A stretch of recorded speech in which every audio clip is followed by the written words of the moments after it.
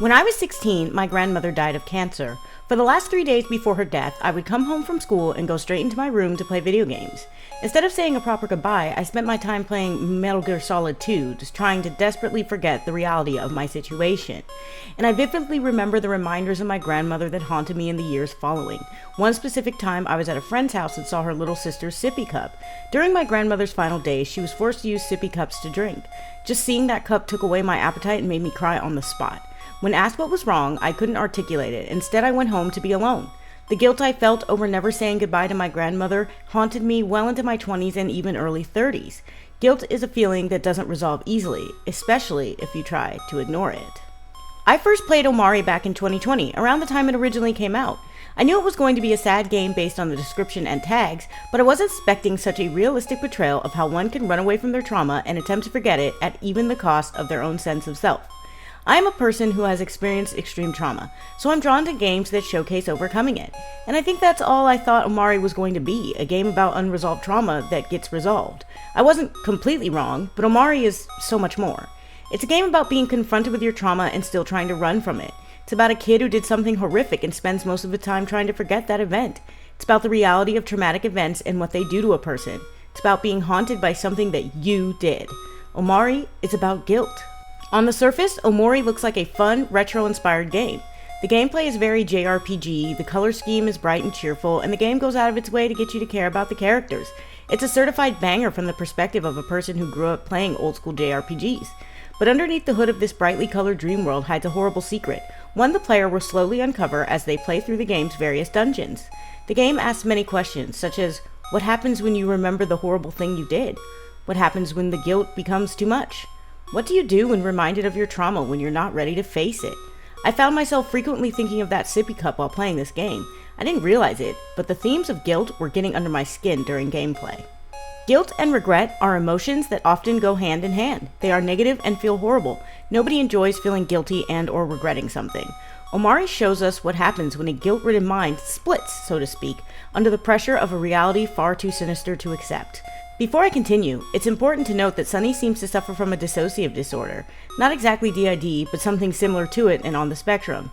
He has created an alternative version of himself, Omori, to hold his trauma back from himself. During your adventure in Sweetheart's Castle, the Keeper says Omori's soul is split, something that stood out to me and made me think, yeah, this kid definitely has some kind of dissociative disorder. Not only that, but Daddy Longlegs also over-explains exactly how Headspace came to be. The dreamer creating another world to cover the world of darkness, the bad memories. As someone with schizophrenia and a buttload of trauma, I found this fascinating and slightly relatable. I was also intrigued by the hallucinations and delusions Sunny seemed to live within. For instance, Sunny dissociates into his private world while out in the real world, like when he imagines a battle sequence while staring at a poster at the store. He also appears to hallucinate figures from his dream world in the real world. The game starts out in White Space, a sanitized place where Omori, Sunny's other self, spends most of his time. When he's not in White Space, he's exploring the mystical headspace with his friends. Everything seems fine until Basil finds a picture that reminds Omori of something he desperately wants to bury. Basil goes missing after this, and Omori and his friends go on a journey to find him.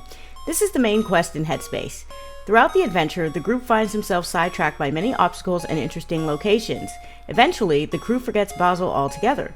This is because Basil represents the truth. He knows what Sunny did, and his presence in Headspace is a never-ending reminder of reality. He is the sippy cup. Towards the conclusion of the game, when Omori finds himself in Black Space, Basil keeps showing up and tries to ask Omori something, but each time before he can get it out, he gets killed in some horrifying way.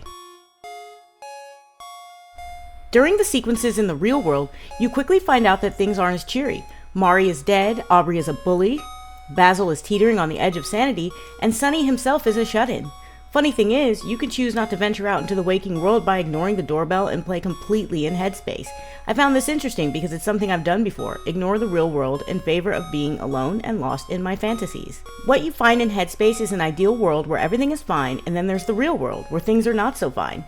Everyone is still dealing with Mari's death and the trauma that it brought to the friend group. Right now might be a good time to bring up the interesting juxtaposition between Headspace and the real world. In the real world, Basil is missing in a sense that he is incredibly depressed and guilty over the secret he holds and doesn't leave the house very often. His presence also triggers Sunny to remember things he doesn't want to, just like in Headspace. Sunny is a recluse, and in Headspace, Omori is a silent protagonist, essentially absent. Mari doesn't adventure with the friends in the headspace. Instead, she's omnipresent and shows up as save points, which makes sense considering her real-world counterpart is dead. The various locations in Headspace are just fantasy versions of the places in the real world, like the candy shop and grocery store. I appreciated these details very much, especially how you see the real-world basis for the places in Headspace that Sunny has dreamed up. Also, I wasn't sure where to put this piece of information, but I'm sure people noticed that many of the animal enemies in Headspace are usually easy to overpower and seemingly not a threat. All the sequences with the cat lead me to believe that Sunny harmed the cat somehow, and maybe that is reflected in the Headspace battles, or maybe not, I could just be reading into it. Omori, the game, not the character, but also the character at times, reminded me of what it's like to run away from something traumatic and even try to become someone else to forget what happened to you. Guilt is a feeling we all have from time to time. Sometimes it is warranted, others it isn't, but what if you felt a never-ending gnawing sense of guilt with everything you did? I myself experienced guilt over things I said and did as a kid, and none of those things were half as bad as what Sunny did, yet I still have them follow me the way Sunny had something follow him.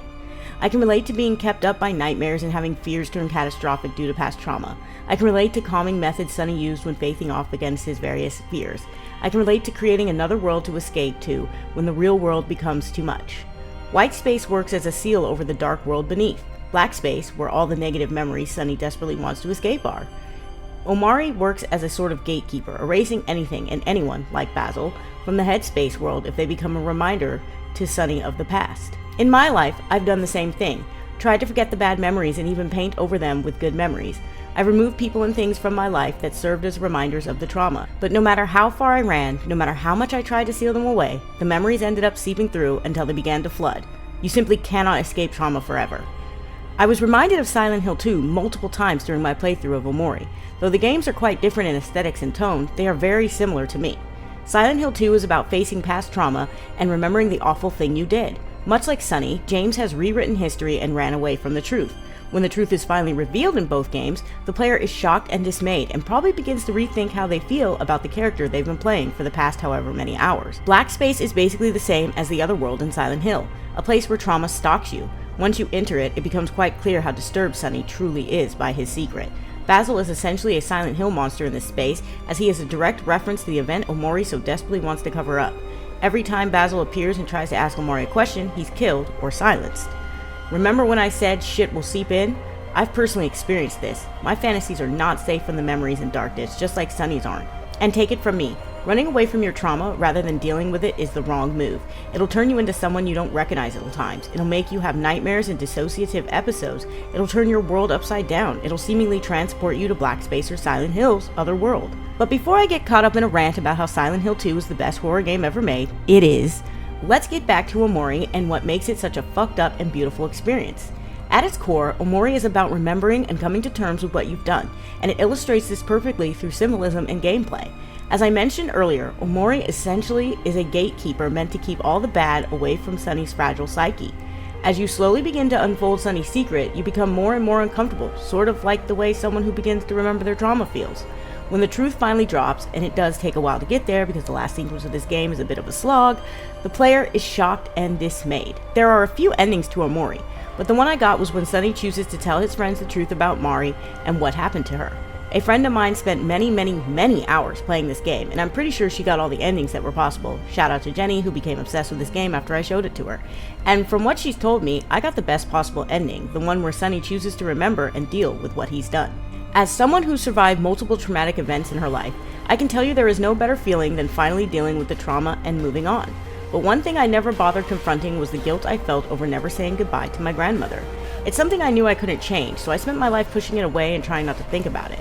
There are countless times I would be reminded of it and then feel bad, but then I'd push it back down where it came from. I spent many years pushing the memories aside and telling myself it wasn't that big of a deal, but the one thing I never bothered doing in all that time was forgiving myself for the mistake. And how could I? You only have one chance to say goodbye to somebody. I knew she was dying, but I just couldn't handle it. How does one overcome something like that?